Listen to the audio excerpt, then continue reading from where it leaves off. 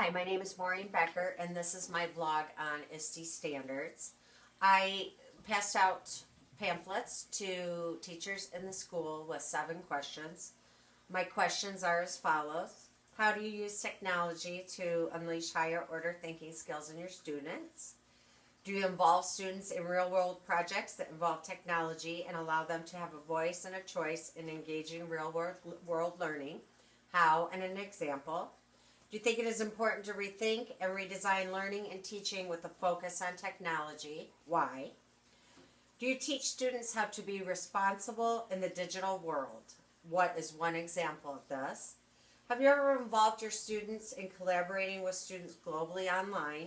Do you think this is an effective way to learn? Do you think that having students be creative communicators by using their technology to express themselves creatively is a good tool for the classroom? And finally, have you used the power of technology to have your students develop and test solutions to problems? What results did you have? I got quite a few different answers on these subjects. One of the most interesting, I think, was the collaborating with students globally online. I had 2 students say that they did this with journals and pen pals from different schools.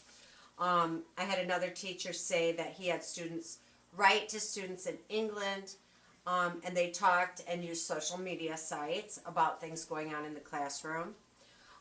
Involving technology, both teachers agreed that yes, it is an important part of the future of learning for students. Using technology to unleash higher order thinking skills, teachers said it helps the metacognitive process. They create, decompose problems, break down steps quickly. All the teachers also thought that yes, it is very applicable to real world and it inspires and innovates.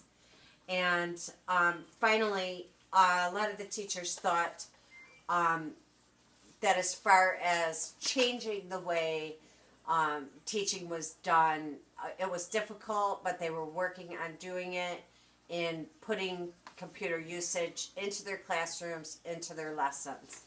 And with that note, I'm going to go on to the lessons that I collected. I collected lessons from 2 teachers, and both of the lessons I don't think really met the ISTE standards.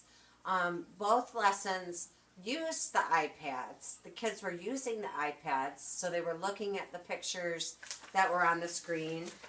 Here's an example of that. This was history class.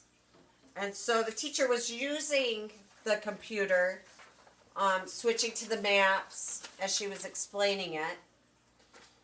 The kids also watched a video on their individual iPads with their headphones, and while they were watching the video, they filled out these questionnaires. And that's basically what both teachers had as far as lesson plans. And I didn't think those really met the ISTE standards because they weren't really creative. They weren't really pushing the kids' knowledge about how to use computers. I think it was basic. So I actually looked up a lesson plan that I thought is absolutely great.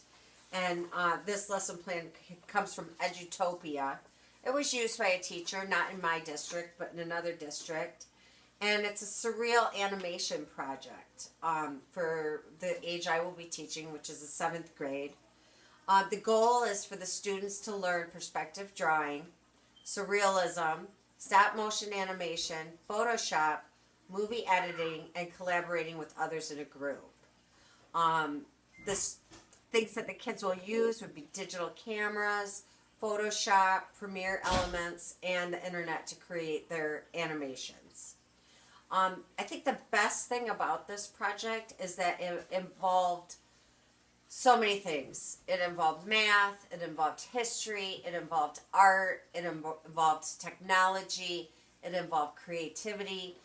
This is the kind of thing that I think more embodies the ISTE standards, because in the end, the reflection is students enjoyed using their drawings as a backdrop as well as choosing their subjects. The surreal theme allows many variations with really no wrong way to go. Students showed their short films at the end of the class and then uploaded to our blog for students to view and comment on later. The project involved combining traditional drawing assignments with digital stop motion animation. Students have created 1-point perspective drawings from observation of the hallway. Then, after learning about surrealism and artists who have used this, students use their hallways as the backdrop to create animations in Photoshop. This lesson combines history, math, technology, and traditional art for students to create collaborative videos and share them with others. And I agree. I think that when you are using the computer for lessons, it should be a lesson plan. It should be used fully. Where I think, the teachers at my school, where I think they're great teachers, a lot of them, the technology thing is new. So perhaps, they're just sort of getting into, how to use it with teaching. But like I said, I didn't really think that they lived up to the ISTE standards for really, teaching the kids how to work on the computer. The ISTE standards: empowered learner, digital citizen, knowledge, innovative designer, computational thinker, creative communicator, and global collaborator don't really all go together with just having a worksheet that you're filling out while doing, while watching a video that you're watching on the computer. And once again, that is what they were doing, and those are the lesson plans I was given. So I did learn, if I use digital animation or digital technology in a classroom, I would rather cover more things so that the kids have a feel for how to use a computer. Thank you.